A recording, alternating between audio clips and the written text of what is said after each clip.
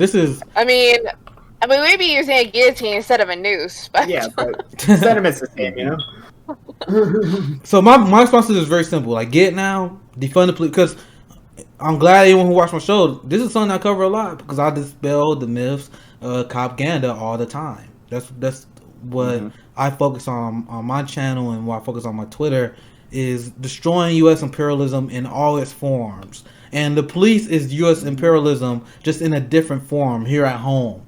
So this is what they do, and people who think they're here to protect our community instead of uphold white supremacy, explain this. I mean, it's only 9 seconds, but you can see the cops taking selfies with the terrorists here.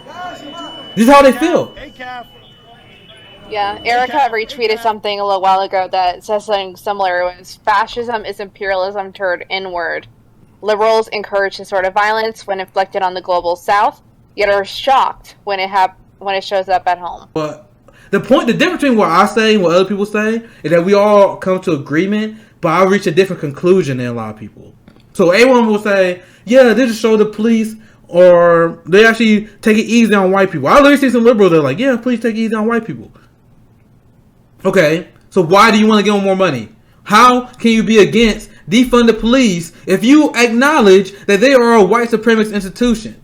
So the difference between me and what other people, I say you are complicit if you are not for defund the police today. So if you're one of the people that are like, oh, look how racist our police system is if that is your line of attack right now, but you still oppose defund the police, you are complicit and you are not our friend. You are not our friend. Because this is a question I want people to ask themselves. Because we have a 2-tiered law enforcement based on how they treat Black Lives Matter and how they treat MAGA and the right-wing protesters and extremists. Well, terrorists. I don't want to call them protesters. They're terrorists. How do you have reforms that stop this 2-layered system of law enforcement? Don't worry. I'll wait.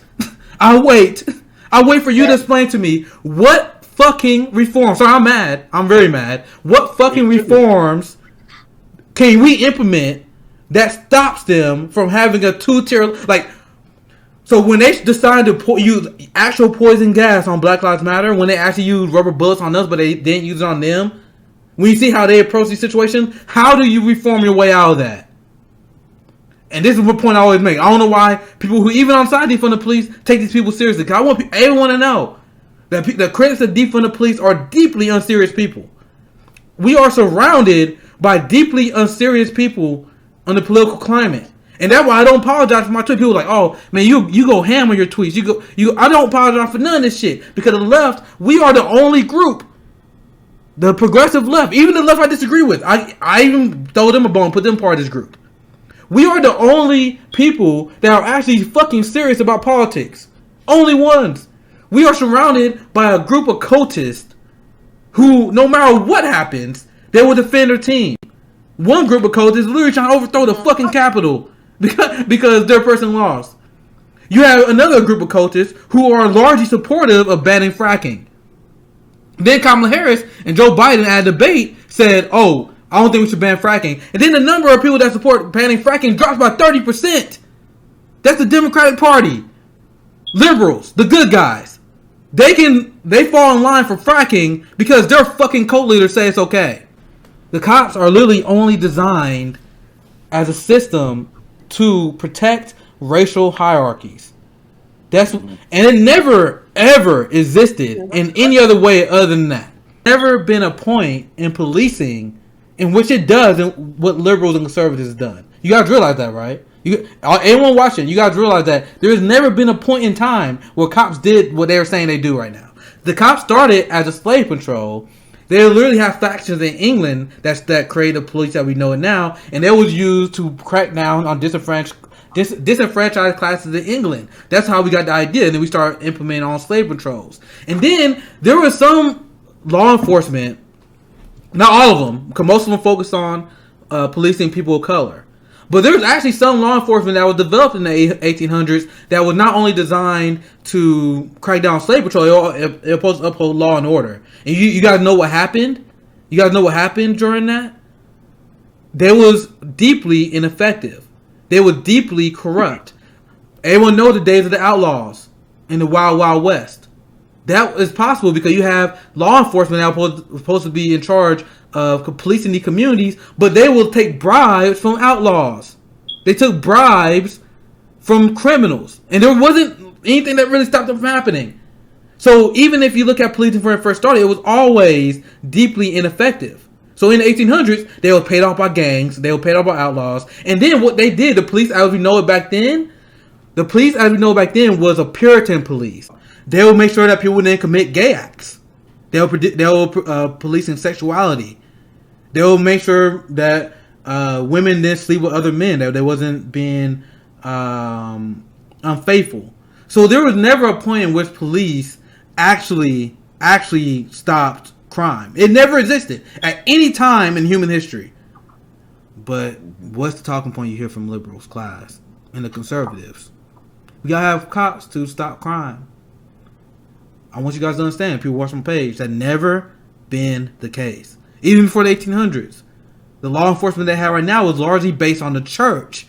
Once again, Puritan police.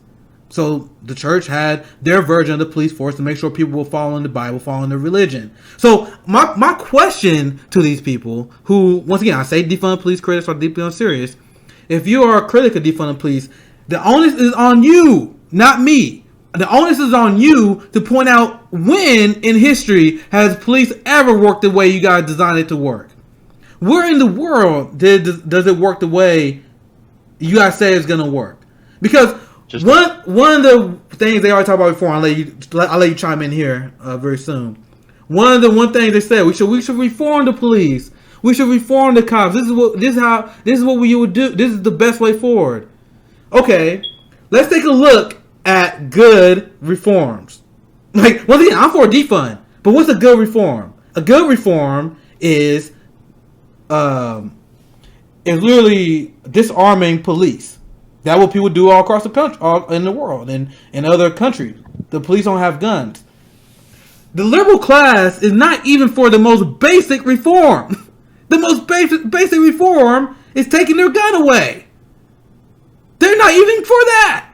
And once again, I'm to the left of that. But I will at least admit that disarming police is a good starting point. I will at least admit that.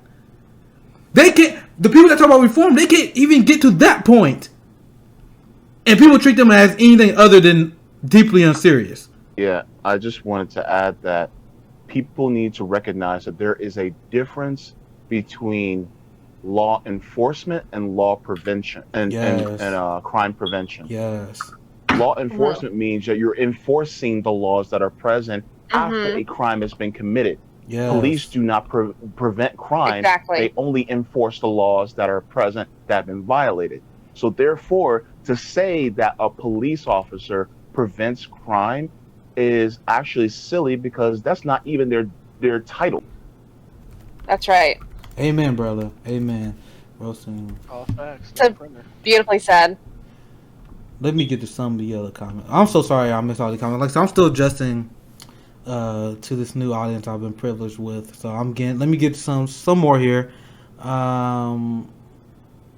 Yeah, Julio, sorry if I say your name wrong, on YouTube said some people will never understand the harm of the police and the police state. The comment just got deleted, but I know what he was saying. He said, no, the people who don't really know are the people who've never been affected. Like, you know, the leftists who don't put defund the police as a top priority, or the people who they will join the liberal class when it comes to concern trolling, defund the police. That's exactly the kind of people that you're talking about. The people who are not affected by this fascist police state that we live under. Same thing with all issues. The people who have health care, they're less likely to want to do any direct action it takes to fight for health care. The people who, well, you can just fill in the blank with any of these issues. I mean, because my thing is, I think the left needs more solidarity. And I talk about this on my show all the time. Will I be messed with by ICE? Is there a chance that ICE might fuck with me? It's very low. Very low. Let's be real. But I cover ICE and I cover the stories all the time. I cover foreign policy. I cover war crimes all the time. Even though I'm most likely not going to be affected. Because how can I be a young black man who wants to be a revolutionary, but I stay silent on the ills of others? How can you call yourself a leftist, but you stay silent on the ills of others? How can you call yourself a leftist or progressive, but you call the oppression of other people in their communities a lesser evil? That's the point I was making earlier. The people, when I look at Biden and his record and how he destroyed the black community, if I was to say Joe Biden was the lesser of two evils, that's self-hate. I hope you guys realize that. That's self-hate. Because what you're saying that crimes done against your community inherently has less value than crimes done against other communities. I hope you guys realize that. That's why I always say it's very, very healthy to hate your oppressors. Hating your oppressors is self-love. Because if you don't hate your oppressors, you're telling yourself that people that go against you and people that go against your community, not that big of a deal. Not that big of a deal. Meanwhile, why do people freak out about Trump? White liberals, they freak out about Trump because Trump actually started affecting their life. They actually started affecting what they had to go through. So now all of a sudden, Trump is the biggest enemy of the state. And in a lot of cases, they did affect them, but it was the illusion that things are getting worse. And that's when, we got to do whatever we can to get them out. Meanwhile, me and Jackie said, just another Tuesday for us. It's just another Tuesday. Because right now is the time to push for defunding police. Like all my defunding police tweets right now are blowing up. Like the liberal bubble that we're not influential enough to pop. It's popping after what they seen today. Look, the tweet I made live just now, 16. Like I literally tweeted this live on there that you guys saw 14 minutes ago. Already got 700 likes because I quote tweeted Rex Chapman. I said, I mean, he acting like he disgusted by this, but I'm literally simple. Like, if you're out for defund the police after seeing this stupid shit, then you are complicit. So this is the time where everyone. I mean, I know there's a lot going on right now. That's not my concern. I mean, I don't have the power to stop this from happening anyway. So we might as well advance progressive ideas. We might as well continue to spread these ideas. So as I posted, and this blowing the fuck up, 14 minutes, 700 likes. If you're not for defund the police, I don't even want to hear you pretend to be outraged about this.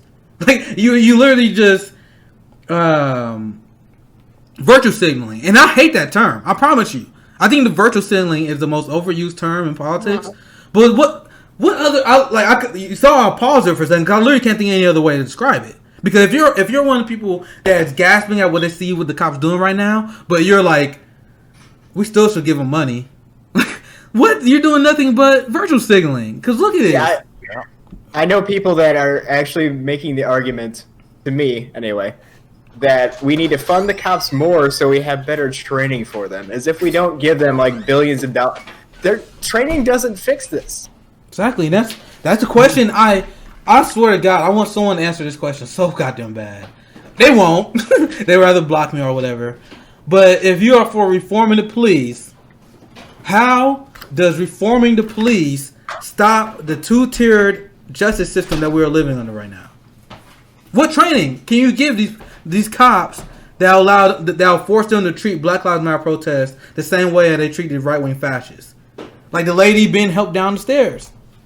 Like there's nothing you can do in training that'll make them treat that old man that we were talking about who got his head busted like this. There's nothing that training can do that'll make them treat that black woman I was talking about like this. There's nothing that you can train. You can't train this away. There's nothing that you can do to reform this away. And people right now, they look at the situation like, damn, I can't believe how our law enforcement is broken. I can't believe it. And I'm like, this is what I've been telling you guys ever since the summer. People have been screaming this for decades. Yes. And I've been vocal about this shit. I'm like, bro, people are like, oh, you're crazy. I'm like, bro, the police are designed to protect white supremacy. That's what they do. They've always been an occupying force to establish racial hierarchies.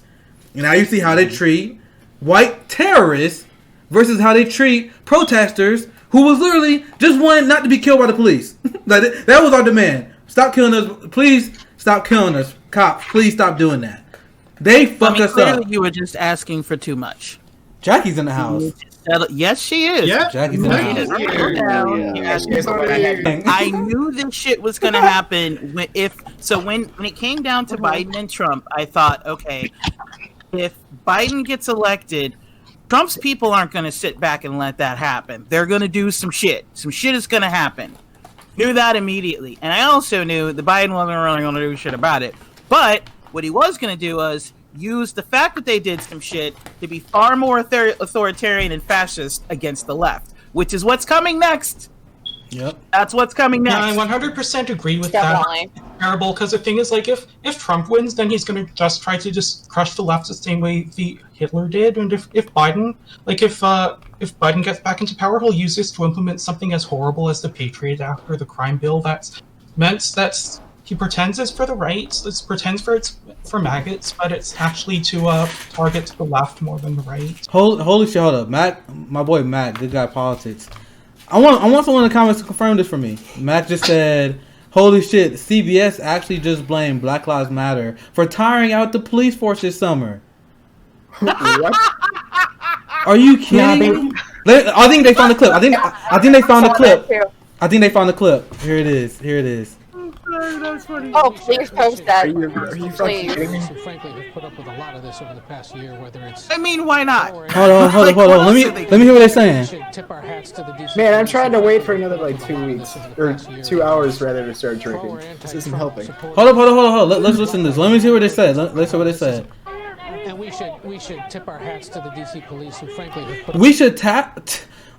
I can't believe this. Like, this is insane propaganda. They said, we should tip our hats to the DC police. I'm only 4 seconds in, by the way. Tip your hats out to the DC police by allowing white supremacists to take the Capitol?